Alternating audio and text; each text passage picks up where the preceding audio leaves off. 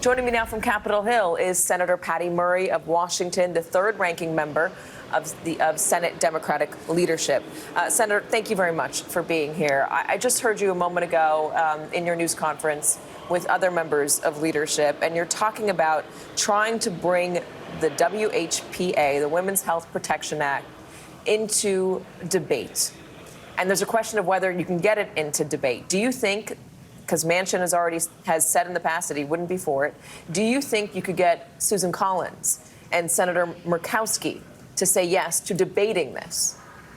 Katy, what I think is we are at a very critical juncture in the United States of America, where women's rights and their ability to make their own health care decisions is being ripped away by the Supreme Court, and we have to stand up and be counted.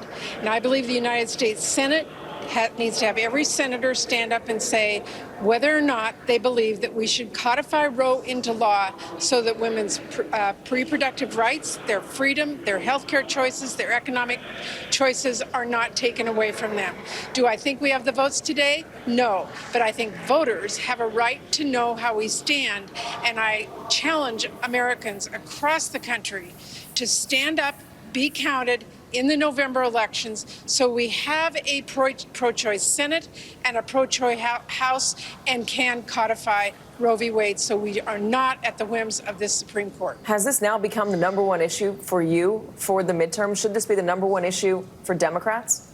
Look, I will say this. This is a gut punch to every American, I believe, who believes that they should have their own choices. It's a gut punch to young women who have not grown up in a country where Roe v. Wade is not part of the law of the land, that they can make their own health care choice at their time when they want to make sure that they have kids, that their own health care is protected. This is going to be ripped away from them. So yes, this is going to be front and center because it really is about whether women can participate in this economy, help this country be productive, and be who they can be, which means our country is stronger at the end of the day. I want to put up some of the polling we have on abortion. The majority of voters say that Roe v. Wade should not get touched. But when you break down that polling, you will get the majority of voters saying that abortion should not be legal. Hopefully we'll have it up in a moment.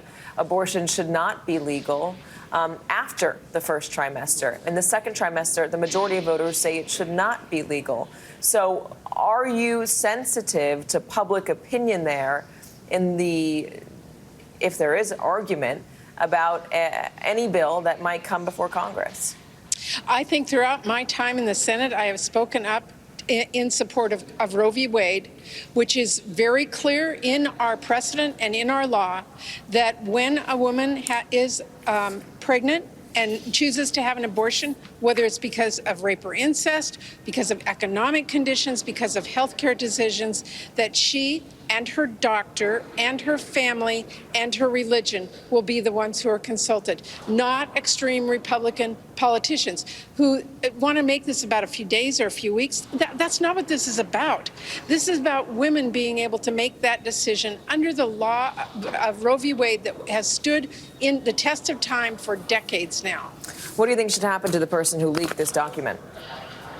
You know, I know that there's a discussion about who leaked this, but I think we all better be focused on what it is that is in front of us and the decision that is going to be made about taking away a woman's right to choose. A stunning decision that, as I said, will be the first time in forever that our daughters will not have the rights their mothers had.